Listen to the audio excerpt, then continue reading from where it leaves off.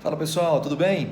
Bom, queria trocar uma ideia com vocês aí hoje sobre a figura do juiz de garantias, né, introduzida pela Lei 13.964 de 2019, né, ao apagar das luzes aí na véspera do Natal, né, para tirar o sossego dos processualistas penais, daqueles que estudam o direito penal. Veio numa edição extra do Diário Oficial a publicação de uma ampla reforma do processo penal brasileiro. Veja o seguinte, de tudo que foi introduzido, há alteração em diversas legislações, né? A lei de execução penal, lei dos crimes hediondos, a lei das interceptações telefônicas, organizações criminosas, enfim, lei de drogas, ou seja, inúmeras legislações foram alteradas, mas a meu sentir, a grande alteração, a grande mudança, a grande guinada promovida pela nova legislação nesta reforma do processo penal brasileiro é a criação do juiz das garantias. Digo isso por quê?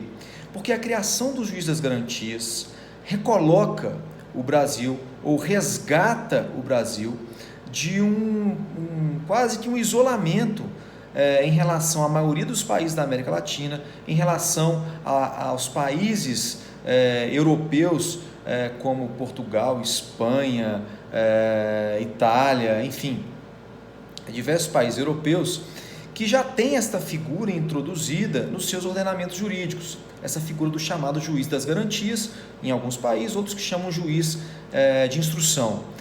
E por que eu estou te dizendo que isso é uma grande guinada, uma grande alteração, uma grande modificação do processo penal? Porque com esta introdução do juiz das garantias, há uma transformação, uma mudança radical de paradigma de construção do processo penal brasileiro. E por quê? Para compreender isso, vamos falar um pouquinho dos sistemas processuais. Veja o seguinte, basicamente a doutrina divide os sistemas processuais em dois, né? Sistema inquisitório e sistema acusatório. Alguns ainda acrescentam o sistema misto, né? Alguns ainda acrescentam o sistema misto, ou também chamado de sistema acusatório formal. No sistema inquisitório, inquisitivo, a sua grande característica é o fato de que há uma confusão entre quem julga e quem deduz a acusação, de modo que o juiz, a figura do julgador, é uma figura que, ao mesmo tempo, conduz a investigação, tem competências para produzir provas durante a investigação e também será aquele que vai proferir o julgamento. Portanto, há uma confusão entre aquele que julga e aquele que deduz a acusação. E essa é uma característica fundamental dos sistemas inquisitórios. Como característica também, essa fase de investigação, esse processo judicial é um processo sigiloso e escrito, sem contraditório, sem ampla defesa, e evidentemente, deste modo, o sistema inquisitório restou desacreditado, né? Restou ali sem base. Por quê? Porque com a evolução dos estados democráticos, esse sistema de investigação perdeu completamente a sua credibilidade, a sua força.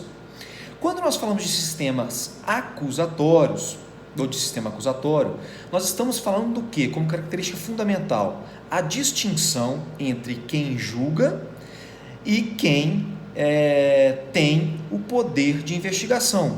Ou seja, quem deduz a acusação, quem conduz a investigação, é diferente daquele que irá julgar aquele fato que está sendo investigado, que está sendo, ou do qual está sendo acusado o indivíduo.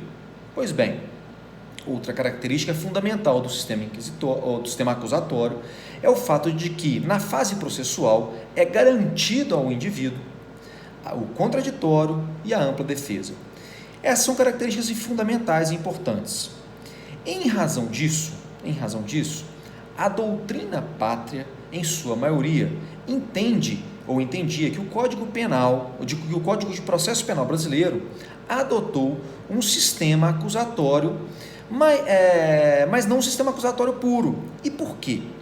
Veja só, o sistema acusatório adotado pelo Brasil, ele garante mesmo na fase processual, ou seja, logo após o oferecimento da denúncia ou da queixa, ele garante mesmo na fase processual ampla defesa, contraditório, mas existe uma fase preliminar, pré-processual, do inquérito policial, em que o juiz, que será o juiz que vai julgar o caso, né, lá na fase processual, que vai proferir a sentença, participa. E participa como?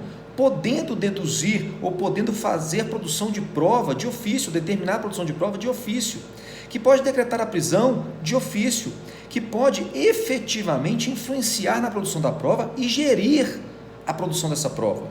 E aí,